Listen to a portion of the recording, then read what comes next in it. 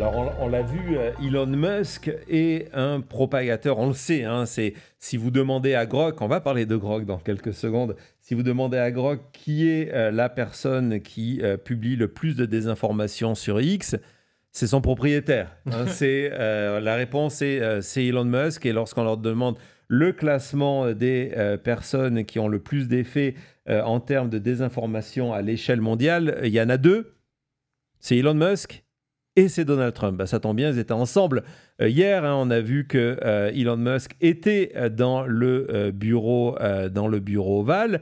On a même une vidéo de lui où il n'a pas arrêté de fixer, lui qui d'habitude est plus discret, il n'a pas arrêté de fixer le président sud-africain à chaque fois qu'il parlait. Regardez, il est là, hop, les allers-retours.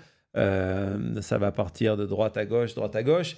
Ce qui fait aussi, pour vous montrer le niveau de putasserie, il n'y a pas d'autre mot, qui est devenu X, excusez-moi, je vais vous montrer un mensonge sur X, sur ce moment avec Elon. À quoi ça ressemble sur X? Et c'est vu par des millions de personnes.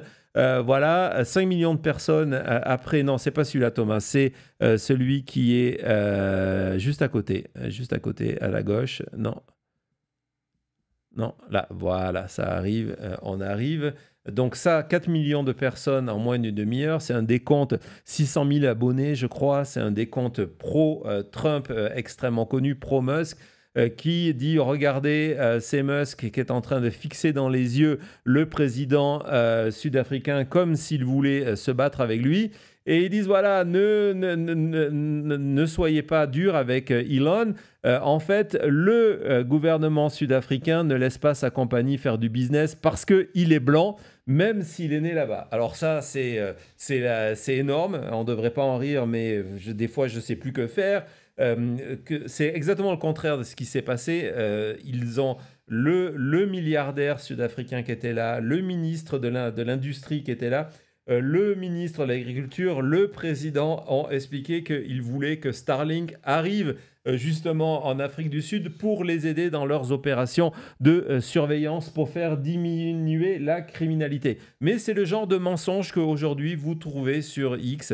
Voilà, c'était une petite parenthèse, mais il ne faut pas se gêner. Et donc Musk, on l'a vu, était là et un des plus grands propagateurs de mensonges de cette théorie du génocide blanc. J'ai perdu le fil, mais voilà, je retrouve du génocide blanc. Et donc Musk a trouvé une autre manière ces derniers jours qui est extrêmement inquiétante de propager sa théorie du génocide blanc. Officiellement, c'est une erreur. Il y a 2 jours, lorsque vous demandiez à Grok, donc Grok, on le précise, c'est l'outil d'intelligence artificielle qui est désormais au cœur de X, c'est-à-dire que vous pouvez avoir un résumé de n'importe quel tweet par Grok. Lorsque vous avez une question à Grok, vous n'êtes pas obligé de sortir de l'app, vous pouvez poser la question à Grok qui est là pour vérifier. Et ce qui s'est passé est extrêmement inquiétant parce que, à terme, des outils comme OpenAI, comme ChatGPT, comme Grok ont pour vocation de remplacer les moteurs de recherche. Et sincèrement, c'est des outils qui ont un potentiel énorme parce que vous postez une question, au lieu de vous donner une quinzaine de liens que vous allez visiter un par un, l'intelligence artificielle vous donne un résumé assez clair de ce que disent les 15 liens. Après, à vous d'aller vérifier, ça c'est mon conseil, allez toujours vérifier. Donc c'est un enjeu extrêmement important parce que demain, l'information sera consommée principalement comme ça. On ne passera plus par un Google tel que Google existe aujourd'hui. On ne passera plus par Wikipédia. C'est pour ça d'ailleurs que Wikipédia est l'ennemi de Musk, en tout cas a déclaré, essaye par toutes les manières de détruire Wikipédia parce que il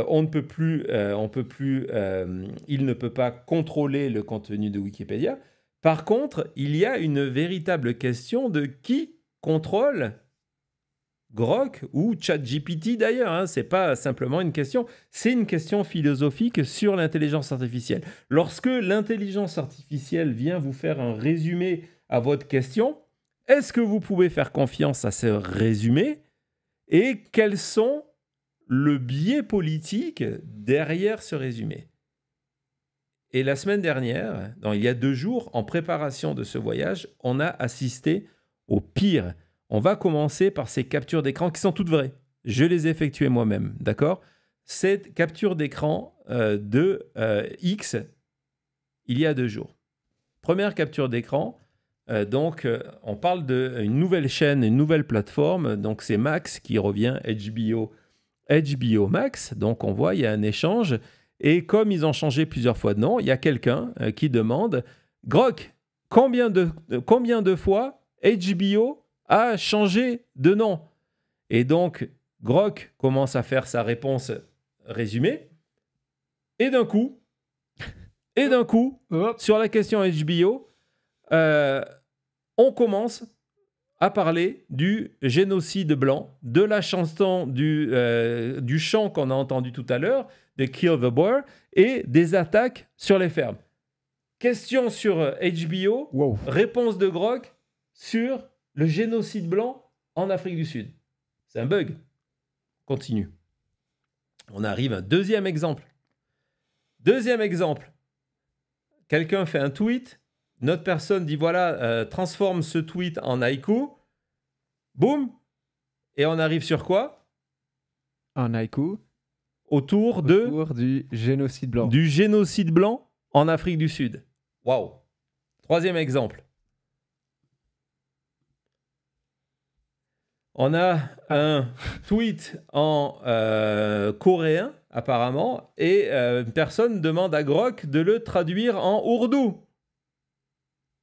Traduction, la phrase « Kill the Boer » se traduit en ourdou, et il y a la traduction et tout un texte encore sur le génocide blanc. On continue. On a le Premier ministre anglais qui parle de l'expulsion des sans-papiers que l'Angleterre fait. Il y a quelqu'un qui demande à Grok, est-ce que c'est vrai ou pas? Réponse de Grok, le génocide blanc en Afrique du Sud qui est discuté, est-ce qu'il est vrai, est-ce qu'il est faux, etc., etc. On continue. Non, c'est complètement fou. Celui-là, il est... Ouais. Celui-là. Donc, c'est un des comptes d'amateurs les plus sur l'histoire du baseball qui est extrêmement populaire. Hein, vous voyez 1,8 million vues sur son post. Donc, il poste ce message. Quelqu'un demande à Grok si c'est vrai. Vous avez compris la réponse. Ben, la réponse, elle est... Hop, c'est parti. La réponse est sur quoi? Elle est sur, encore une fois, le génocide blanc.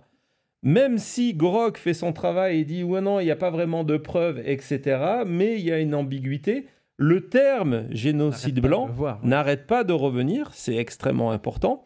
On va continuer dans cet exemple. Alors là on atteint le sommet. Non. Message du pape. Message du pape. Sur la paix. Quelqu'un sur la paix. Quelqu'un demande qu'on lui traduit pour rigoler en manière Fortnite. Grok dit OK, je vais te traduire en Fortnite. Et c'est ça le pire, c'est qu'il dit d'accord, voici, c'est la première phrase, hein. Ouais. C'est voici le message du pape en termes Fortnite. Voilà, on commence la première et rapidement après, on parle encore une fois du chant génocide blanc et tout ça. Comme s'il y avait une deuxième question, parce que ça dit, en parlant du sujet de l'Afrique du Sud.